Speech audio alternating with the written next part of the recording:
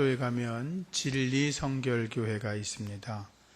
임자도 선교의 어머니라고 불려지는 우리 성결교회의 문준경 전도사님이 1932년에 개척한 교회입니다. 한국전쟁이 발발하면서 공산당이 와서 교회 출입금지를 선포했습니다. 그렇지만 하나님을 뜨겁게 예배하기를 원했던 임자도의 그 진리교회 성도들 48명은 1950년 10월에 수요일 저녁 예배 시간에 예배당으로 다 들어가서 하나님 앞에 예배를 드렸습니다. 근데 그것이 공산군에게 발각이 되었습니다. 그들은 성도들을 전부 다 교회 마당으로 끌어내고 이렇게 말했습니다. 너희 중에 예수 안 믿기로 작정하는 자가 있으면 살려줄 테니까 앞으로 나오라고 했습니다. 그러나 진리교회 성도들은 한 사람도 앞으로 나가지 않았습니다. 결국 48명의 성도들은 그 자리에서 순교를 당했습니다. 48명 가운데 13명은 그 진리교회 초대 장로였던 이판일 장로님의 가족들이었고 그 장로님의 어머님과 8살 된 손녀까지도 공산군의 총에 순교를 당하고 말았습니다. 그들의 흘린 순교의 피가 임자도의 사랑의 은혜로 흘러넘쳐서 지금은 임자도 지역 안의 주민들 95% 이상이 예수를 믿는 천국의 섬이 되었습니다. 하나님을 사랑하고 교회를 사랑하여 예배를 통하여 순결한 믿음을 지켰던 그 성도들의 순교의 피가 그 섬을 천국의 섬으로 만들었던 것이죠.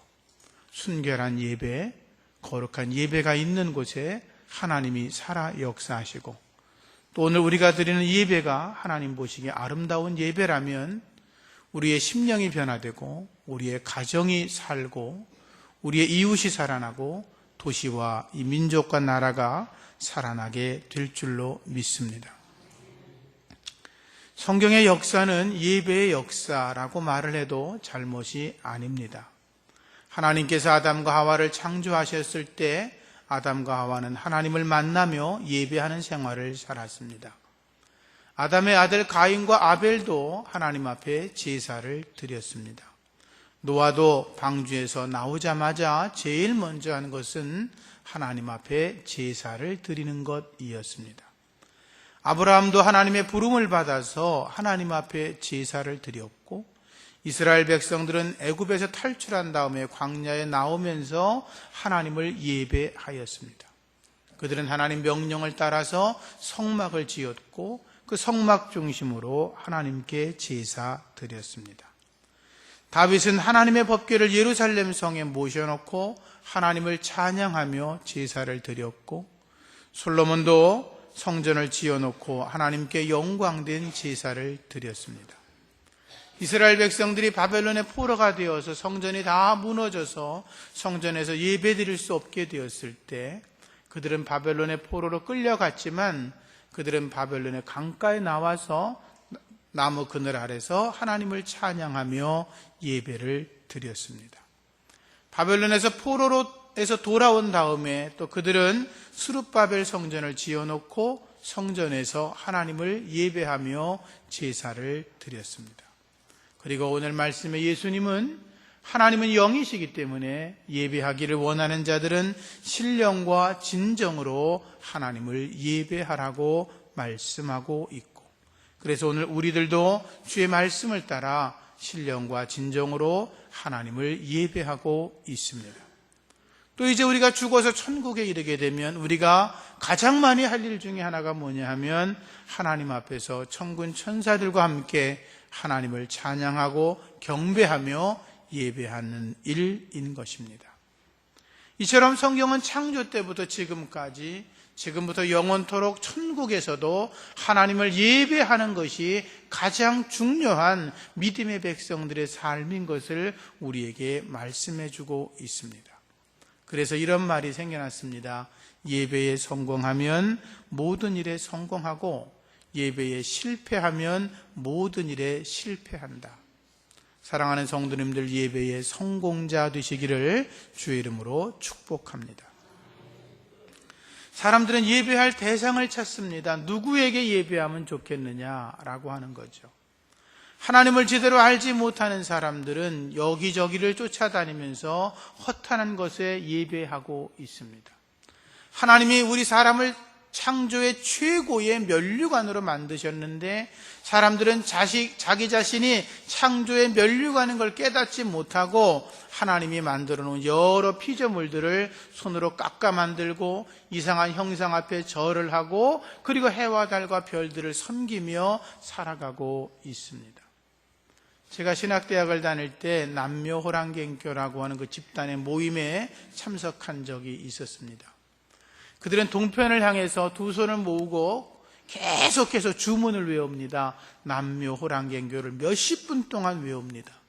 그 사람들은 그래서 오랫동안 외우면 삶에 축복이 있고 기적이 있을 거라고 그렇게 믿습니다.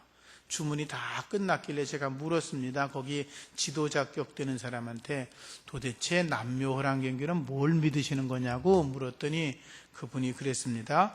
해와 달과 별, 우주를 믿는다 그랬습니다.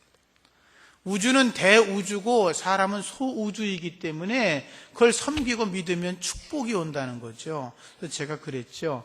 이왕이면 해와 달과 별들을 맡는 존재를 믿는 게 어떠냐고 그랬더니 누구냐 그러더라고요. 제가 그분이 바로 창조주 하나님이시라고 그랬더니 쳐다보지도 않고 고개를 싹 돌리더라고요.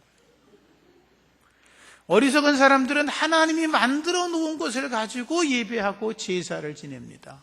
그러나 우리는 온 우주 만물을 창조하신 하나님을 예배합니다. 그것이 주 안에서 복인 줄로 믿습니다. 얼마 전에 우리나라에서 희귀한 일이 벌어졌습니다. 기계교라고 하는 종교 집단에서 어떤 어머니가 두 딸을 죽였습니다. 어머니가 딸을 죽였단 말이에요. 그래서 신문에 났습니다. 기계교가 뭔지 아세요? 기계로 이렇게 메시지를 전한다 그래서 기계교입니다. 그 기계교 교주는 자기가 휴대폰에다가 문자를 넣어가지고 그 문자의 지시를 따라 잘 따라오면 부귀영화를 누린다고 거짓 속임을 했고 또 미련하게도 같은 학교 같은 반 그 동급생의 학부모끼리 만나가지고 한 사람은 교주가 됐고 한 사람은 추종자가 됐습니다. 그런데 그 문자로 어떤 지시를 했는데 지키지 않으면 벌금을 내야 되는데요. 이 두 명의 딸을 죽인 어머니는 2010년 10월부터 지금까지 벌금을 1억 4천만 원을 벌금으로 냈습니다. 그래서 그것도 부족해서 결국은 사랑하는 딸 두 명을 죽여버리고 말았습니다. 경찰에 붙잡혀 왔지요. 왜 자식들을 죽였냐라고 물으니까 그 어머니 대답이 기계교에서 벗어나기 위한 마지막 선택이었다라고 대답을 했습니다. 기계교 교주를 잡아왔습니다. 잡아오니까 같은 학교 같은 반 학부모였습니다. 그래서 물었습니다. 도대체 무슨 짓을 한 거냐 그랬더니 그 여자가 두 명의 딸을 죽였잖아요. 그 딸 가운데 하나가 동급생인데 그 딸이 자기 자식보다 공부를 더 잘해가지고 그래서 그 딸을 죽이라고 지시를 했다는 겁니다. 문자를 계속 보냈답니다. 공부를 더 잘하니까 공부를 못하게 하려고 잠을 재우지 마라. 역전해서 자게 해라. 노숙자들하고 잠을 자게 해라. 그 어머니 마음이 그게 통했겠어요? 그걸 안 지키니까 벌금을 1억 4천만 원을 냈고 결국 그런 공포에서 벗어나려고 두 명의 딸을 죽였다는 것입니다. 사람들이 이렇게 어리석습니다. 그러나 우리는 살아계신 하나님을 온전히 섬기니 그보다 더한 축복이 어디에 있습니까? 하나님을 잘 섬겨서 주님이 주시는 축복 가운데 서시기를 예수 이름으로 축원합니다. 사람들은 예배할 처소를 찾습니다. 어디서 예배하면 더 좋을까? 여러분들 가운데 오늘 이렇게 그런 분이 계실는지 모르겠어요. 오늘 이 교회 한번 가봐서 예배가 괜찮으면 등록할까? 혹시 그런 분이 계실는지도 모르겠습니다. 이주하시는 분들이 주변 교회를 다 이렇게 한 번쯤은 다녀보지 않습니까? 그런데 예수님께서 말씀하셨습니다. 이 산에서도 말고 예루살렘에서도 말고 예배하는 자들은 영과 진리로 예배할지니라 라고 말씀하셨습니다. 영과 진리로 예배할 수 있는 곳이라면 그것이 어느 곳이 되었든 상관이 없다는 것입니다. 어느 교회를 가더라도 너희가 영과 진리로 예배할 수 있다면 그보다 더 좋은 일은 없다는 거죠. 너희가 산에서 예배를 드리든 집에서 예배를 드리든 뭐 만들어 놓은 예배당에서 예배를 드리든 아니면 감옥에 가서 예배를 드리든 아니면 길바닥에서 예배를 드릴지라도 너희들의 예배가 영과 진리의 예배라면 하나님이 받으신다라고 말씀하고 있는 거예요. 너희가 예배드리는 시간이 새벽이 되었든 아침이 되었든 오후가 되었든 밤중에 되었든 어느 시간에 예배를 드려도 너희가 영과 진리로 예배할 수 있다면 그보다 더 귀한 것이 없다는 거예요. 너희가 일요일 아침에 예배를 하든 수요일 날 예배를 하든 목요일 하든 금요일이 되었든 토요일이 되었든 날짜나 요일이 중요한 게 아니라 더 중요한 것은 하나님 앞에 영과 진리로 예배하는 것이 옳다고 주께서 말씀하고 있는 거죠. 예수 이름으로 구원받은 사랑하는 성도님들, 구원의 감격을 가지고 영과 진리로 하나님께 나아가시기를 축복합니다. 오늘 우리가 한자리에 모여서 하나님을 예배하는 건 이유가 있습니다. 하나님의 교회 공동체를 통해서 그 모임을 통해서 함께 구원의 감격을 가진 사람들이 함께 신령과 진정으로 뜨거움으로 예배를 하면 그곳에 하나님의 역사하시는 특별한 성령의 은혜가 임하기 때문에 우리가 오늘 이 같은 시간에 같은 자리에 모여서 하나님을 예배하고 있는 것입니다. 그러나 우리들 가운데 영과 진리로 예배하는 자가 없다면 우리 예배는 하나님이 절대로 받지 아니하실 것입니다. 성령의 은혜로 예배의 성공자 되시기를 주의 이름으로 축복합니다. 사람들은 어떻게 예배드리면 좋을까라고 생각합니다. 예배는 바르게 드려야 합니다. 예배를 바르게 드리지 않는 분들이 간혹 계십니다. 우리들이 고쳐야 될 예배 습관이 무엇이 있나라고 이렇게 조사를 해보았습니다.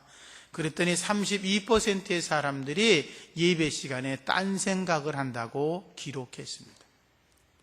이렇게 예배 드리다가 아이고 저기 권사님 오늘 드디어 오셨네. 오늘은 내가 갯돈을 받아야지. 그런 생각을 한다는 거죠. 보니까 저기 저 집사가 나왔네. 저 집사가 그냥 밖에서 그렇게 나를 욕했는데 오늘 예배 끝나면 내가 한바탕 하고 가야지. 그런 생각을 한다는 거예요. 예배 시간에 딴 생각을 한다는 거예요. 그래서 그냥 이런 얘기 있습니다. 어떤 목사님이 강사로 초청에 가서 열심히 설교를 했습니다. 그랬더니 설교를 듣던 한 분이 막 눈물을 펑펑 흘리면서 은혜를 받더라는 거예요. 목사는 그런 때 기분이 좋거든요. 그래서 목사님이 예배를 끝나고 나서 그분 손을 꼭 잡으면서 물어봤대요. 아이고 권사님이신가 본데 제가 설교할 때 언제 은혜를 많이 받으셨냐고 그랬더니 이렇게 쳐다보더래요. 그래서 아니 아까 눈물을 흘리시던데 은혜 받으신 거 아니냐고 그랬더니 권사님이 그러셨대요. 아이고 목사님 설교할 때 얼굴을 보니까 우리 집 돼지 새끼 죽은 게 생각이 나서 울었다고. 여러분 딴 생각을 하시면 안 돼요. 예배에 집중하셔야 돼요. 그래야 그 예배를 바르게 드리시는 거예요. 예배 드릴 때 마음을 다하고 성품을 다하고 힘을 다해서 하나님을 예배할 때 그 안에 하나님께서 우리 안에 거하시고 우리 예배를 은혜롭게 하시고 여러분들에게 복을 주시는 줄로 믿습니다. 바르게 드려야 합니다. 예배는 하나님 앞에 경배하는 것입니다. 예수님께서 세상에 세상에 오셨을 때 목자들이 예수님을 찾아와 경배합니다. 동방의 박사들도 그 먼 곳에서부터 찾아와서 아기 예수를 향하여 경배합니다. 경배한다는 건 주님을 높여드린다는 것입니다. 우리가 가난한 사람이 되었든 부자가 되었든 상관이 없습니다. 우리가 많이 배웠든 적게 배웠든 상관이 없습니다. 우리가 건강하든 건강하지 않든 상관이 없습니다. 우리가 죄가 많든 적든 상관이 있는 게 아니라 예배의 자리에 왔다면 우리가 하나님을 높여드리고 그분께 영광을 드리고 찬양을 드리고 경배할 때 그 예배가 진정한 예배라고 하는 것입니다.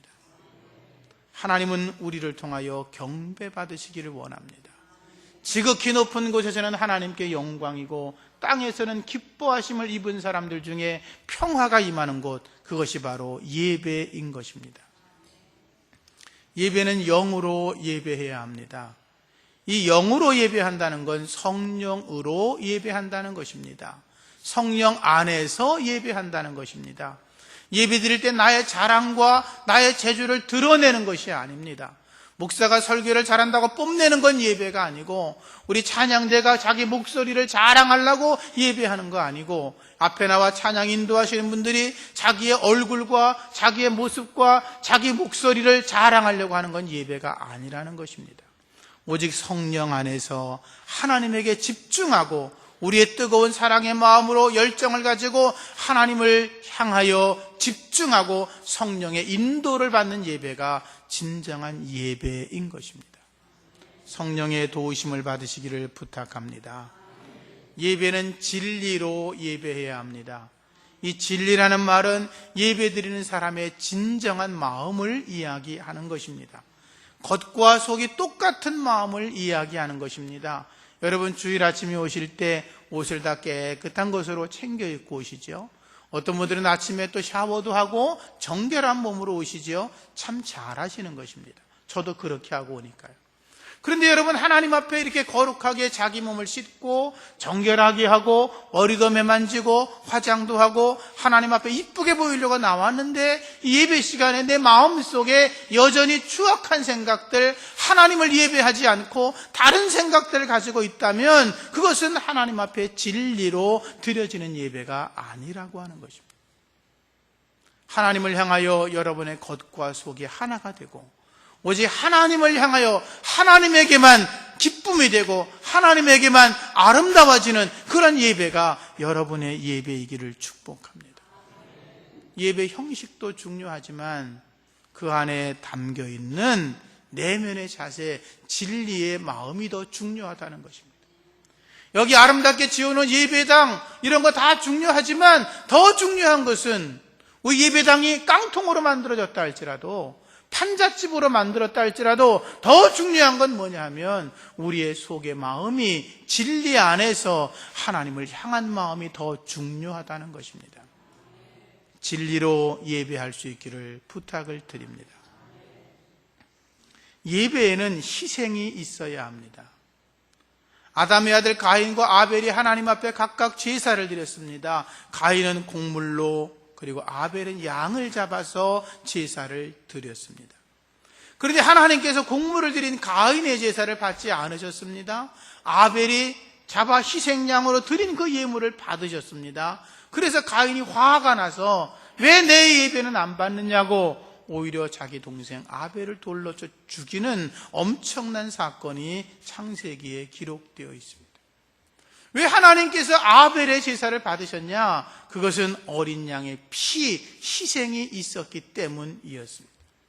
하나님 앞에 우리가 예배할 때 우리의 희생이 따라와야 합니다. 여러분의 헌신이 있어야 하나님이 그 예배를 귀하게 보시는 것입니다.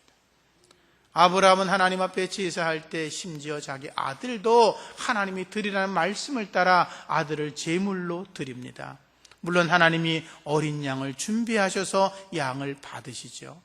하나님은 그 아브라함의 중심의 마음을 보시고 말씀하셨습니다. 네가 이제 나를 아름답게 정말로 믿고 섬기는 줄 알았다고 말씀하시면서 그에게 복을 내리십니다. 그래서 아브라함이 믿음의 조상이 되는 것입니다.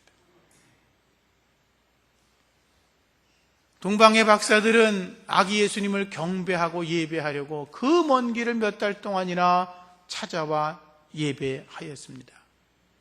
목자들은 자기들이 하고 있는 일들을 다 제쳐놓고 그 깜깜한 밤중에 예수님을 찾아와 예배합니다. 그 헌신이 예배인 것입니다. 여러분들도 오늘 이 주일 아침에 할 일들이 얼마나 많으세요? 그런데 그 모든 걸 다 제쳐두고 주님 앞에 나오시지 않았습니까? 잘하신 것입니다. 하나님은 그것을 기억하시고 여러분의 예배를 받으실 것입니다. 여러분들이 주일 아침에 정말로 가까운 곳이 있는데도 불구하고 이곳까지 찾아와 예배를 하는 분들도 계십니다. 정말로 잘하시는 것입니다. 하나님이 기억하시고 여러분의 예배를 받으시고 축복으로 갚아 주실 줄로 믿습니다. 예배에는 예물이 있어야 합니다. 아브라함은 아들 이삭을 드립니다. 솔로몬 왕은 왕이 되자 감사의 제사로 1,000마리의 소를 잡아 예배합니다. 동방 박사들은 황금과 유향과 몰약을 드려 예배합니다. 그리고 마리아는 300데나리온이나 되는 향유를 예수님 머리에 부어드리면서 주님 앞에 예배합니다. 신명기 16장 16절 말씀 보면 하나님께서 말씀하시기를 너희가 내게로 나올 때 빈손으로 나오지 말라고 말씀하셨습니다. 예물을 드리라고 하는 것입니다. 하나님 앞에 나올 때 온전한 예물을 준비하여 드리시기를 바랍니다. 11조를 드리시고 헌물을 드리시기 바랍니다. 축복의 씨앗인 11조를 도둑질하지 마십시오. 하나님의 것을 내 것이라고 주장하지 마십시오. 하나님 앞에 진정으로 감사하는 마음으로 기쁨으로 드리면 하나님께서 여러분들에게 싸울 곳이 없도록 넘치는 복을 주실 줄로 믿습니다. 하나님의 거룩한 교회가 일이 있을 때 헌금하십시오. 선교 헌금을 드리고 전도 헌금을 드리고 감사 예물을 절기 때마다 드리고 건축을 하면 건축 헌금을 드리시고 그리고 목회자의 사역을 위해 예물을 드리시고 하나님의 거룩한 여러 모양의 일들에 보이게 보이지 않게 예물을 드리셔서 여러분의 삶이 예배로 이어지고 축복으로 나타나기를 주님의 이름으로 축원합니다. 예배는 하나님 앞에 편리주의로 예배를 드리면 하나님이 그 예배를 받지 아니하십니다. 요즘은 집에 앉아서 TV를 보며 예배를 드리는 분들도 계십니다. 가끔 인터넷 앞에서 인터넷을 보면서 예배를 드리는 분도 계십니다. 우리 교회 목사님보다 설교가 훨씬 더 좋아. 우리 교회 성가대보다 찬양이 훨씬 더 멋져.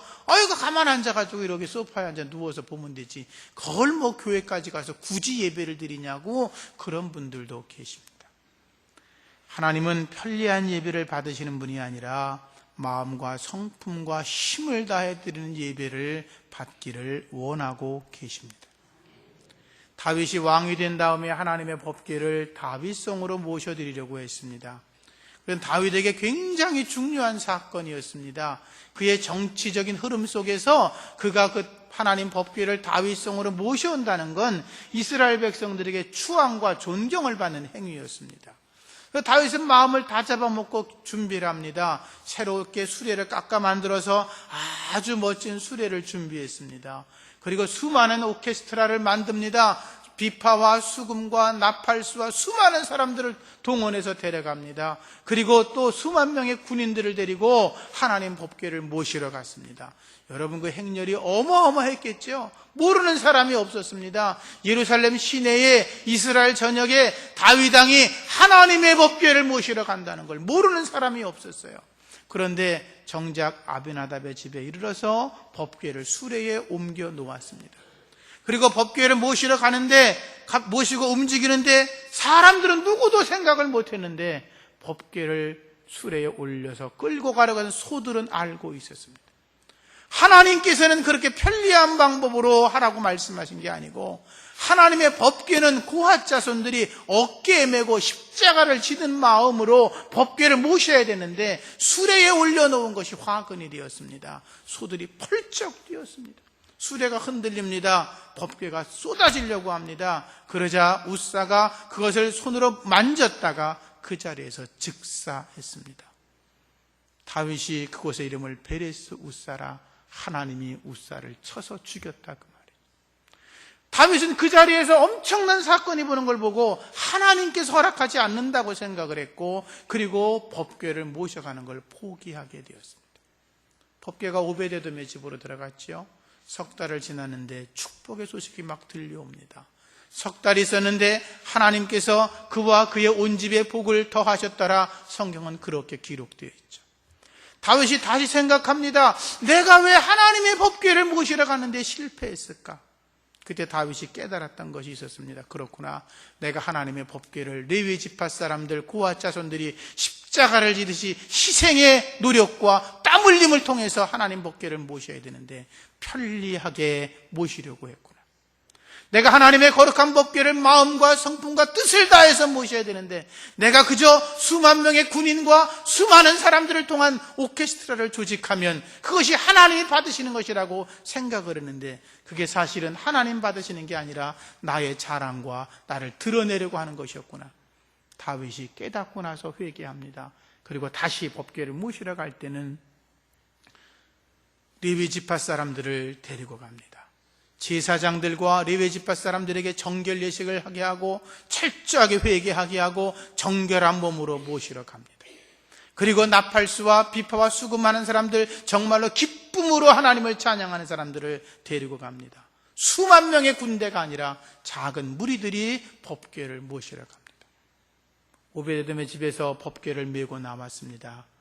길을 걸어가는데 하나님이 재앙을 떨어뜨리지 않습니다. 너무나 감사해서 제사장들과 더불어 그곳에서 하나님 앞에 6걸음을 뗀 다음에 예배를 드리고 그리고 법궤를 성으로 모시고 왔습니다. 여러분, 희생이 없이 드리는 편리한 예배 하나님이 받지 아니하십니다. 아무 생각 없이 드리는 예배 하나님 받지 아니하십니다. 그저 구경거리로 와서 드리는 예배 하나님 받지 않습니다. 여러분, 우리가 돈을 주고 수많은 오케스트라를 사올 수 있습니다. 더 많은 찬양하는 사람을 데리고 올 수 있습니다. 그러나 그들이 하나님을 향하여 신령과 진정으로 또는 여러분들이 신령과 진정으로 예배하지 않고 마치 무슨 연극을 보듯이 영화를 보듯이 구경하는 마음으로 예배를 드린다면 하나님은 우리 예배를 절대로 받지 아니하신다고 하는 것입니다. 영과 진리로 예배하셔서 하나님 안에서 예배 성공자 되기를 주의 이름으로 축복합니다. 예배는 하나님 앞에 자기를 낮추는 것입니다. 무릎을 꿇는 것입니다. 하나님 앞에 나와서 내가 내 목을 뻣뻣하게 세우고 이 교회 나와서 내가 누구한테 존경받으려고 하고 내가 교회 나와서 누구한테 대접받으려고 하고 그런 마음으로 주 앞에 나온다면 우리 예배는 잘못된 것입니다. 하나님은 주님 앞에 엎드려 무릎으로 나아가는 자들을 기뻐하십니다. 그래서 동방의 박사들이 예수님에게 예물을 드리기 전에 무릎을 꿇고 경배한 것입니다. 무릎을 꿇었다, 복종했다는 거 아닙니까? 하나님이 가장 높으신 분입니다. 영광 받으실 분은, 대접 받으실 분은, 섬김 받으실 분은 오직 여호와 하나님 한 분뿐이십니다. 오늘 그런 마음으로 주님을 예배할 수 있기를 부탁을 드립니다. 스펄전 목사가 이렇게 말했습니다. 사람들이 예배를 드리면서도 거룩하지 않은 이유가 있다. 그것은 골방에 들어가 무릎을 꿇지 않기 때문이라고 이야기했습니다. 이어서 그는 말하기를 사람들이 말하기는 밀가루를 좋아하지만 밀을 빻지 않는 사람과 같다. 옥수수를 얻을 수 있는데도 들판에 나가서 옥수수를 따지 않는 사람과 같다.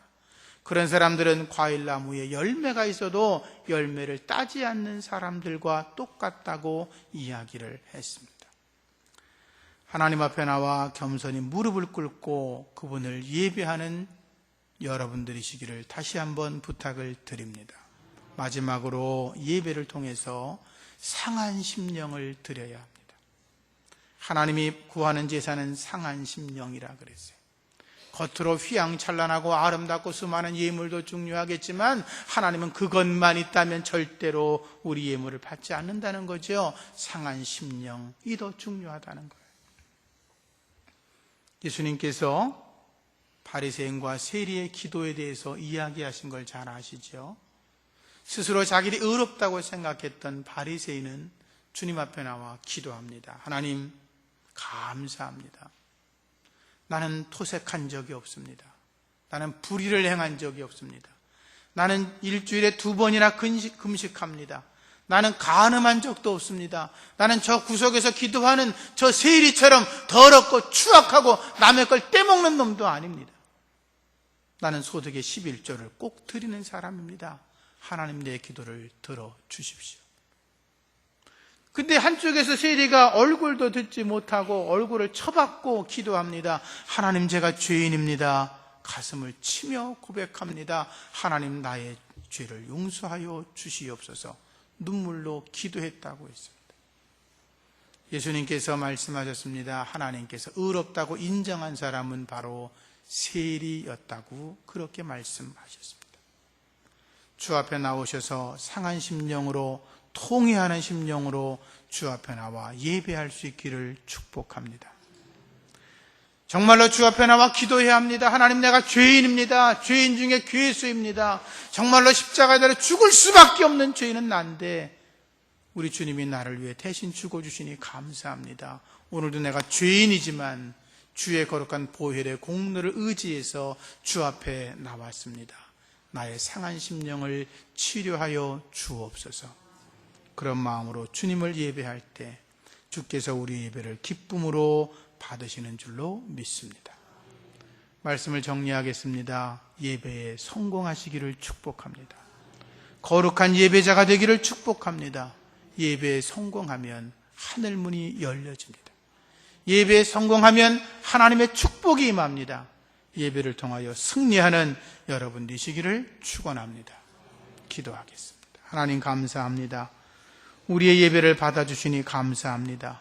예배에 성공하게 하시고 예배의 승리자가 되게 하셔서 예배를 통하여 하나님의 은혜와 하나님의 평강과 하나님의 축복을 받는 저희들 되게 하여 주시옵소서. 예수님 이름으로 기도합니다. 아멘.